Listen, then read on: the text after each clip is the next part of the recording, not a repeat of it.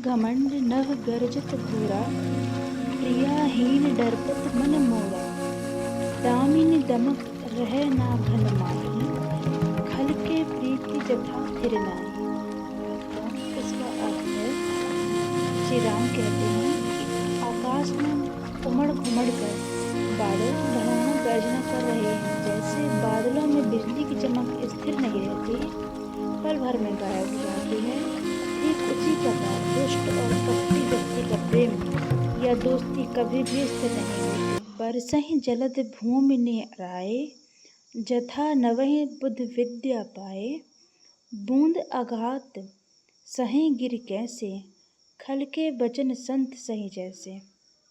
इसका अर्थ है, सुंदर बादल पृथ्वी के पास आकर नीचे झुककर बरस रहे हैं, ठीक वैसे ही जैसे कोई विद्वान व्यक्ति विद्या पाकर विनम्र हो जाता है। आगे प्रभु कहते हैं कि पहाड़ वर्षा की बूंदों की चोटों को कैसे सहते हैं, जैसे कोई परोपकारी संत किसी दुष्ट के कटु वचनों को शांति से सह लेते हैं। हरित भूमि तृण संकुल समझी, परहि नहीं पंथ।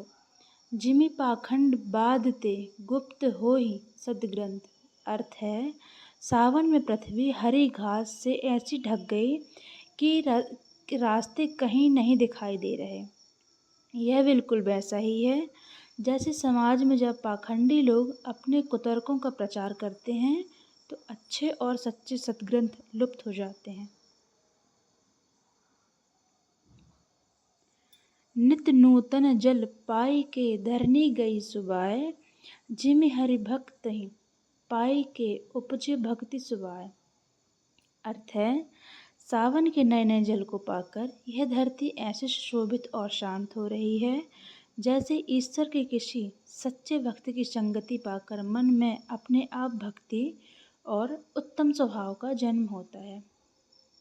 भक्तों, रामायण की ये चौपाइयाँ हमें सिखाती हैं कि प्रकृति का हर एक रंग हमें जीवन जीने का सही तरीका सिखाता है। और सावन के इस महीने में श्री राम और शिव जी की भक्ति में डूबे रहें। आपको रामायण की ऐसी कैसी लगी मुझे कमेंट करके ज़रूर बताएं। वीडियो को लाइक, शेयर और चैनल को सब्सक्राइब ज़रूर करें। हर हर महादेव लिखना ना भूलें। जानते हैं कि त्रेता युग में जब भगवान श्री राम माता सीता की खोज में माल्यवान पर्वत पर ठहरे थे, तब उन्होंने लक्ष्मण जी को सावन और वर्षा ऋतु का वर्णन करते हुए जीवन के कुछ अद्भुत सत्य बताए थे। गोस्वामी तुलसीदास जी ने रामचरितमानस में किष्किंधा कांड में सावन का जो सुंदर वर्णन किया है,